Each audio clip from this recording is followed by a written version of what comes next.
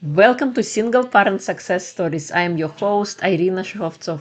Today's episode features Lisa Johnson, co-founder of Been There, Got Out. After surviving a 20-year high-conflict marriage and a grueling divorce, Lisa became a high-conflict divorce strategist, helping others navigate the minefields of narcissistic abuse, co-parenting challenges, and courtroom chaos. Get ready for a deeply personal and eye-opening conversation about protecting your peace, your children, and your future. Let's dive in. Part of the reason I got involved in this relationship was I let myself be led along. And like a good quality about someone who's, let's say, a backpacker and traveler is flexibility, and you're kind of like, you go with the flow, but it can be hurtful to yourself when you walk into a relationship with someone that you didn't really think about, like, do I really click with this person? That was my marriage. Like, I never actually thought, is this what I want?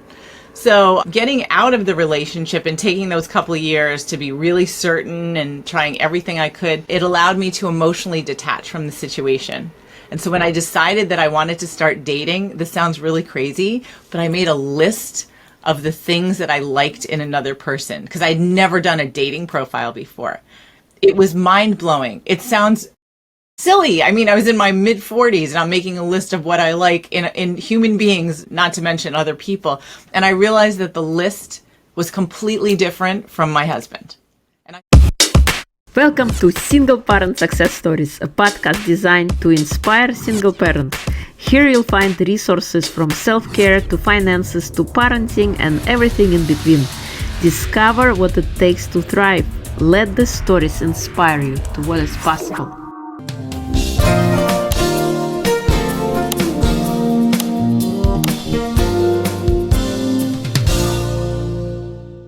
Before we start the next conversation, I want to invite you to check out my amazing book, The Gift Inside, a powerful guide for healing your body, mind, and soul.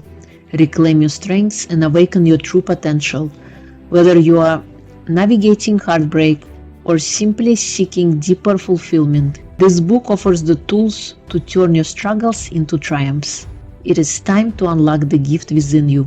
Available now on Amazon, or you can check it out on my website www.irinashekhovtsov.com. Hello and welcome to Single Parent Success Stories. Today we have a special guest, Lisa Johnson. She is the co-founder of Been There, Got Out, a high-conflict divorce strategist and certified domestic violence advocate who has successfully represented herself through scores of court appearances. Her case, published in the Connecticut Law Journal, is being used as legal precedent. Her life testimony helped pass Jennifer's Law in Connecticut, the third state in America to expand its legal definition of domestic violence to include coercive control. She and her partner Chris coach people in high-conflict relationships, divorce, custody battles, and co-parenting hell so that they can have the chance of the best outcome in family court and beyond. Thank you, Lisa. Welcome. It is a pleasure to have you. How are you today? Thank you so much. Thanks for hosting me, Irina. Yes.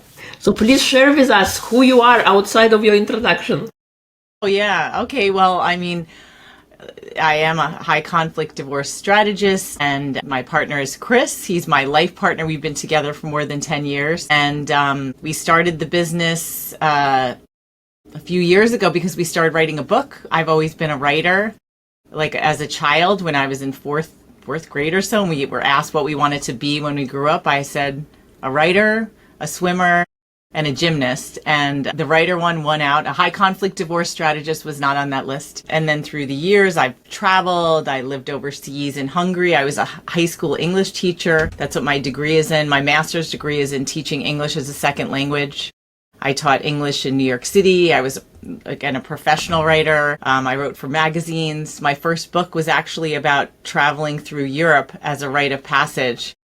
Because I lived in Europe and I backpacked around for a summer and then moved to Hungary and taught during the Bosnian War.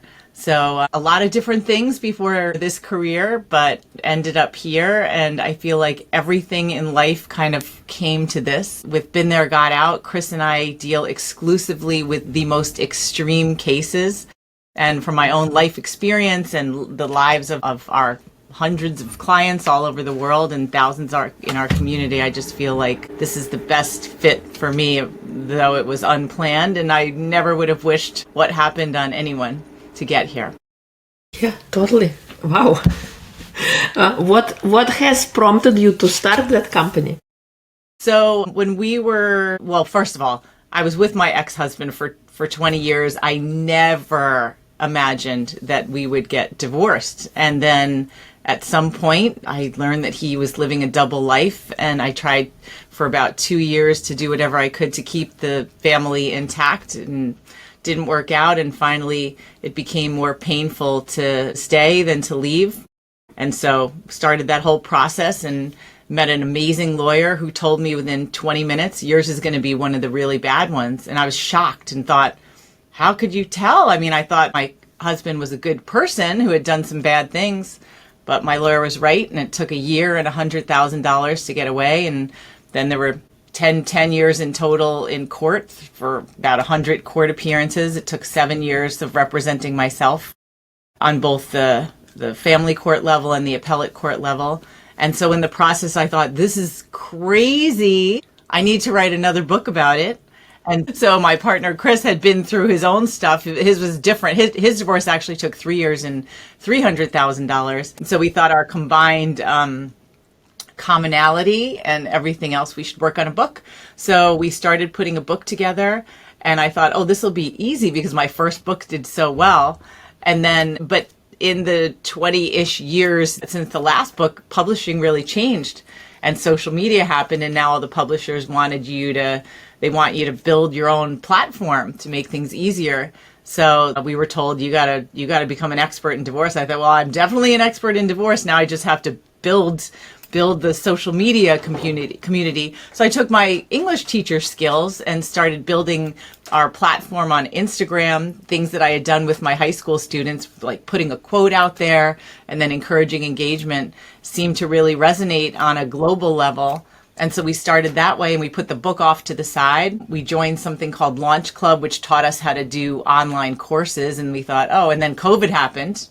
And then my partner got his high conflict divorce coach certification, and we thought, all right, we've been growing. Let's just mention it on Instagram, and it just blew up. And from then, we just get clients all the time that often find us on social media. And now we have a podcast and a YouTube channel, and our first book actually came out in 2023, and I literally this week just finished the final touch on our second book, which should be out in early 2026. So that's how Been There Got Out started.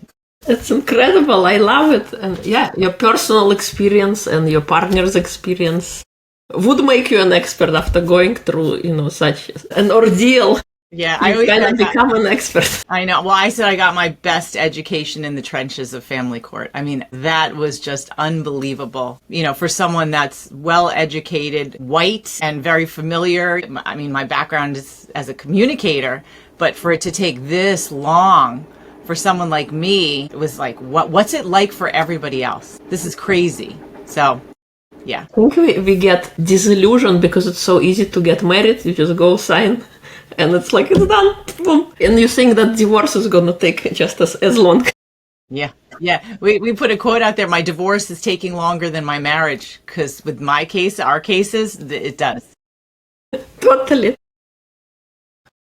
What are some ways to protect oneself financially and emotionally when involved in the court system with a narcissist or someone with a personality disorder?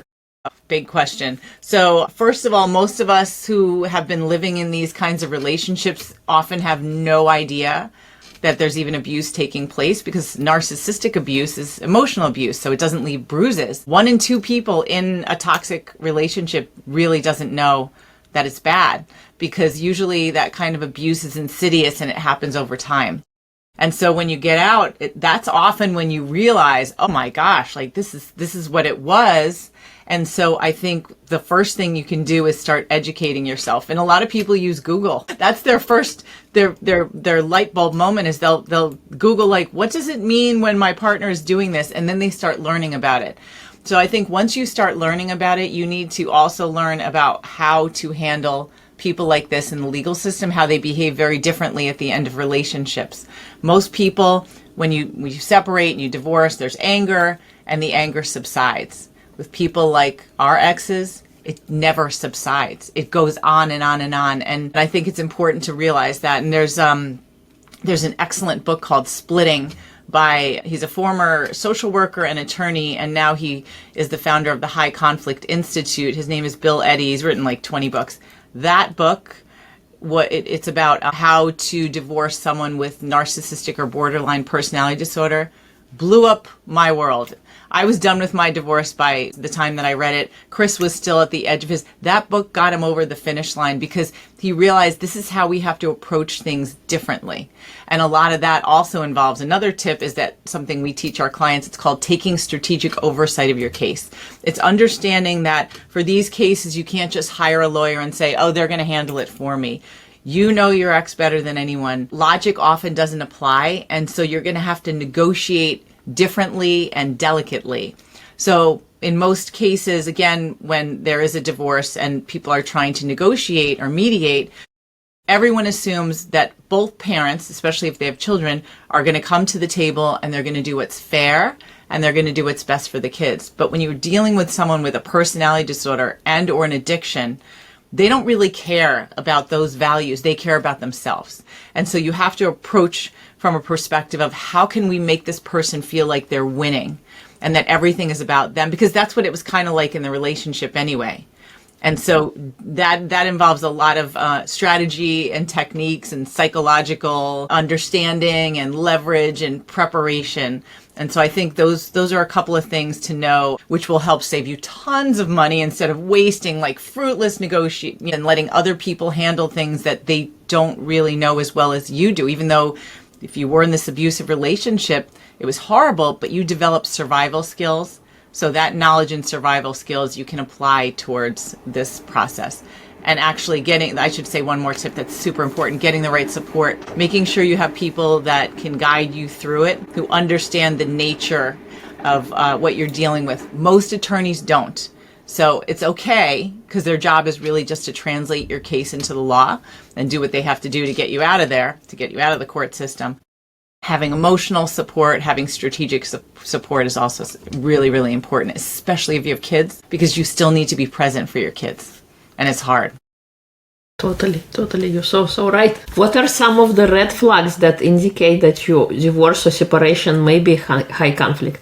Okay, so that anger does not subside. That's something that I know a lot of lawyers will be like, why is this person doing that? That's usually when someone's acting illogical and furious and years have passed.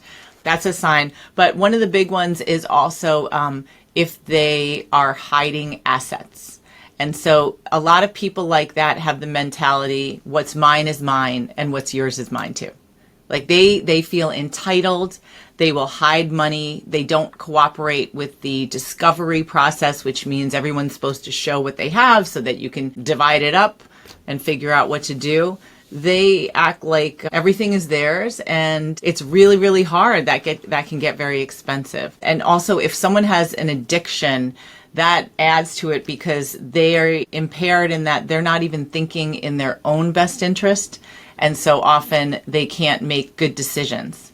Another unusual thing that's an indicator of high conflict divorce is an abuse case, because sometimes, and it's not because the other person's the abuser, it's a victim. A lot of times victims forgive their partner, or they have this hope that things are going to get better. So it really slows the process down. A lot of us don't listen to our attorneys because we're so emotional, and it can be really hard, and that can get very expensive. But those are usually indicators like domestic violence cases, addiction, hiding money, stuff like that. Those are indicators. Thank you. How can you effectively protect your children from an ex who is trying to put them against you? Oh, that's the topic of our current book.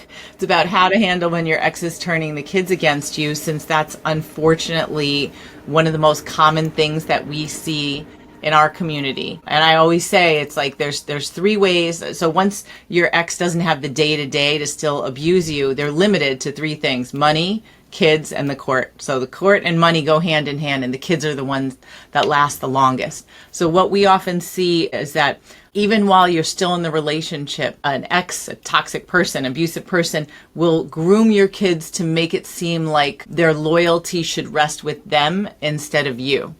And so sometimes they'll make jokes or they'll undermine your authority and act like they're the main parent. I know just some little thing like when my son, who's now 25, when he was little and I would discipline him if he misbehaved, and I'd be like, you need to sit here for a while, or whatever the little punishment was, my ex would come over and be like, oh, you don't need to listen to mom. She's just cranky. You can just take it back. You don't have to listen. And it made it really, really hard. So some of the, like I said, a lot of times we don't realize what's going on while we're still in the relationship. But I think understanding that when you do separate from someone like this, they are going to put the kids in the middle, and they are going to badmouth you to your child, as well as a number of other things, like try to block contact and communication. Sometimes they encourage the kids to be little spies. So one of the things you can do legally to protect yourself is super important, is to have a parenting plan that has therapy written in as a clause. A lot of times kids just in regular divorce need therapy to process what's going on. And in high conflict, they need therapy more than anyone. So to have a clause written in that says if either parent wants the child to have therapy, then it should be allowed. Because when that clause is not written in and there's joint legal decision making, the other person often refuses to allow the child therapy because then it might get exposed what's going on. And so making sure a child has another person to talk to is helpful. And if possible, something called family systems therapy, where they work with the entire family to try to shield the child from as much conflict as possible. So that's one thing you can do legally. Personally, what you can do is, it's a lot of work. I mean, this is just relationships. So it's not like some simple little tip, but it's making sure that you spend time with your child whenever you have them, at least 10 minutes where you're doing something that they want to do and you are completely engaged with them and letting them lead. Because children really require two things, almost like little narcissists. They control and attention. They want your attention. And a difficult person, someone who has a personality disorder, is usually they don't have empathy. So it's hard for them to give like genuine attention to a child. So you want to contrast that with your attention. You need to really bond with your child so that when they start hearing those poisonous messages about you from the other parent, they already know, like, that's not how my mom is, or that's not how my dad is, because I spend time with them and I see for myself. And part of that is also helping your child develop critical thinking skills so that they learn to question. Those are really the most important things that you can do in a quick nutshell. But it's not easy. It's not easy, and it's very scary when it starts to happen. Totally. Thank you. You bring very important points, and yeah, it's about being present and spending time with your child so that they can develop, like you said, those critical thinking skills and being able to tell apart what's true, what's not true, and decide for themselves. Yeah. What got you through all that? What helped you? What were some of the tools that helped you emotionally and mentally to go through all of that you have gone through? Well, so at the end of the marriage, I mean, I was an absolute mess. I wasn't eating, I wasn't sleeping, I couldn't parent well. I mean, I just didn't understand what was going on. And so one of the things I did was I wrote. Like, I have been journaling since I was 12. And so I spent a lot of time writing. That's not the only thing that I did to help myself, but it really helped getting a lot of the stuff out of my head out on paper. And it turned out to be very useful in terms of documentation. But writing for me, it almost feels like when you're nauseous and you have to throw up, like getting it's the same feeling, like, and then you feel better. So writing always helps me feel better, always. And a lot of times I forget, because when I'm upset, I'll be like, and then as soon as I start writing, I feel better. So that's really helpful. Taking a couple of years to really figure out things, like taking my time, was helpful. It was painful, but it forced me to grow up, because I think part of the reason I got involved in this relationship was I let myself be led along. And like a good quality about someone who's, let's say, a backpacker and traveler is flexibility, and you're kind of like, you go with the flow, but it can be hurtful to yourself when you walk into a relationship with someone that you didn't really think about, like, do I really click with this person? That was my marriage. Like, I never actually thought, is this what I want? So getting out of the relationship and taking those couple of years to be really certain and trying everything I could, it allowed me to emotionally detach from the situation. And so when I decided that I wanted to start dating, this sounds really crazy, but I made a list of the things that I liked in another person because I'd never done a dating profile before.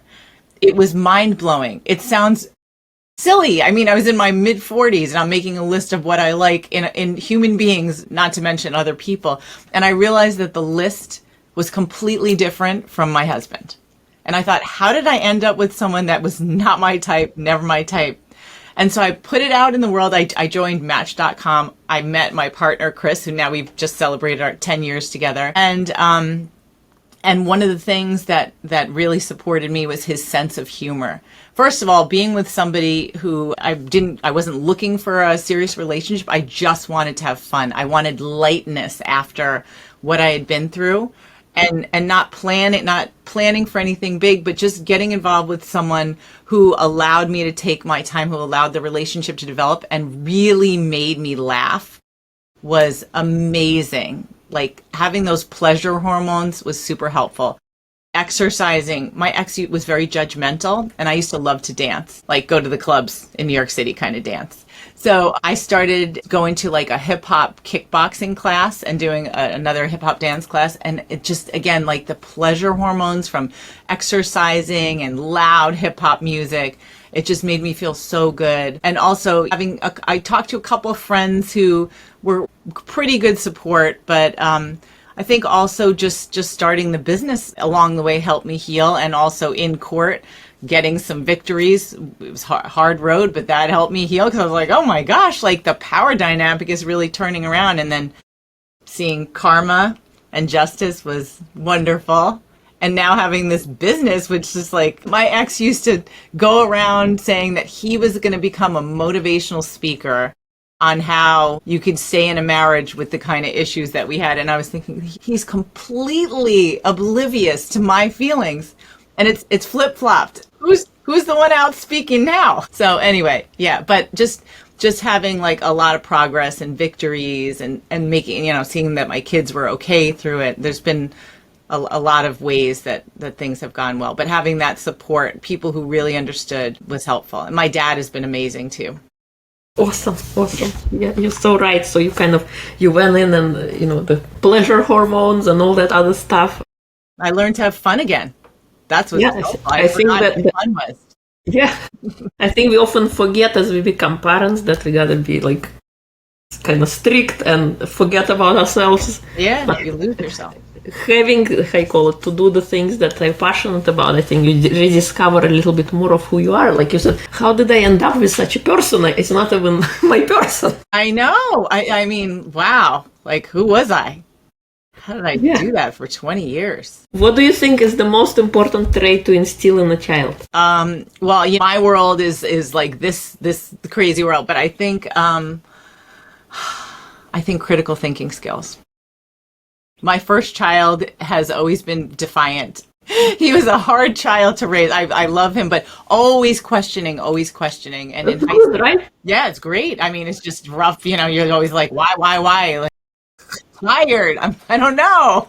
Those critical thinking skills, especially in this day and age, when you don't even know what's real, learning to consider the source, to think about why someone is trying to make you believe whatever it is they're making you believe. I mean, I taught English too. So I did a lot with teaching the art of persuasion. My son was like a national debate champion. So we're very into like why things are the way they are and learning to question. I think that's important. And I think also in my world too, instilling like what are healthy relationships, like teaching children about knowing themselves, like what I learned in my mid 40s. They should learn at an early age. What kind of people do I like? Who makes me feel good? What do they bring to the table? What do I bring to the table? So that's important. My kids criticized me because when they were younger and I was still with their father, I would be like, oh, like if you see someone who doesn't have any friends, like you should be kind and be their friend. And they're like, Mom, why did you tell us that? Like a lot of those kids were losers. That's not a healthy relationship, to pity someone. I thought, you know what, you're right. Like you're different than I was.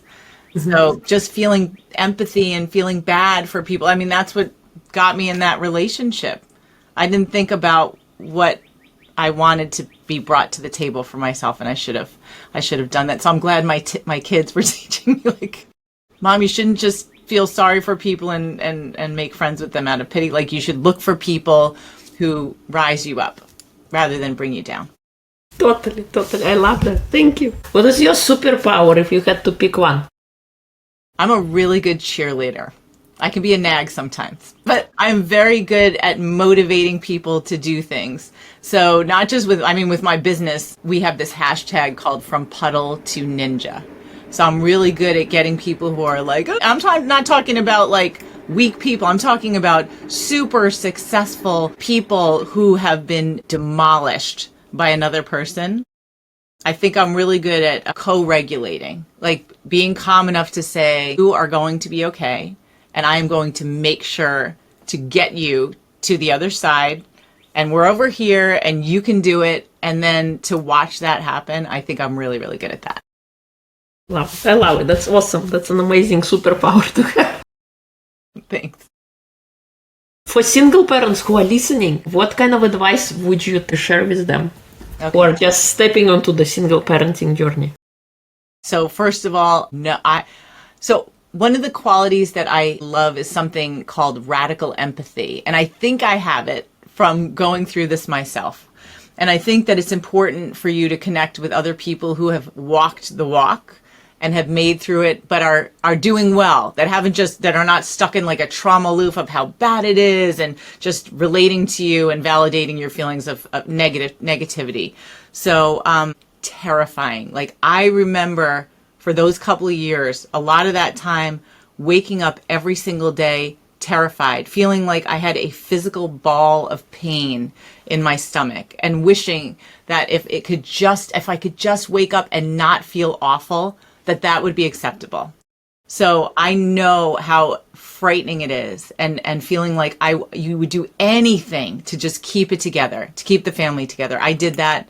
It was a huge waste of time and it nearly destroyed me. So just know that with the right support, and we are out here, you are going to get there, and life is going to be so much better that you won't even believe it. It's not just that you're going to return to the person that you were before. You're going to be way better and changed, and you're going to be ready for different things, and you're going to be ready to attract like better people into your life. I'm not just talking about romantic relationships, but for me, I don't know if it was luck or writing that list and then it manifesting. I met the love of my life. Like, it's been more than 10 years. I'm thrilled. I had already thought, I'm going to settle for this. I made a commitment to this man. I'm in this marriage. Like, that's it. I'm so glad that I took those 2 years and thought I did everything I could, but there's two people here. It can't just be one. I can't live with this anymore. And life got way better and the air got so much cleaner. So you never know what's ahead of you, but with the right support, you deserve to have this really happy life, and it's there. You just have to have that courage to jump off that big diving board. You can do it. Thank you. Any fun projects you're working on that you like to share? Well, I can't carry the computer with me, but our kitchen had this leak that like destroyed the whole thing and the basement bathroom. And so I love, like, as you might be able to tell, I didn't make this painting, but I love like color and art. And so I had to pick stuff for the kitchen floor. And there's these things called Mexican Talavera tile that are like super colorful and hand painted. And I thought, you know what? Why not? Like, the leak, like, okay, so we have no kitchen for 6 months. But when it's done, it's going to be amazing. And I'm so happy. So just yesterday I shouldn't take credit. A guy laid it for me. I designed it. He laid out this gorgeous tile. And now I'm thinking every time I walk in the kitchen, I see like this mosaic of beauty, and reminds me of Mexico too, which I love. So that's my latest project, is repairing the kitchen and making it better. Beautiful. I love it. That's awesome. Is there anything I haven't asked that you like to share? Oh my gosh, there's tons of stuff we haven't talked about. Yeah, I guess with going through something like this, try to establish rituals for yourself and your children. Try to always make sure that there's things that you have to look forward to. My daughter just graduated. She's my younger one. She just graduated college. And for all of these years since the divorce, I didn't want to take solo trips with my kids because I thought I couldn't do it. Like, they're going to drive me crazy. And so when we take trips, we do like little weekends here, or we go with Chris and his family because he has kids and it was like a group of us. But when my daughter graduated, I decided, let's do something on the bucket list.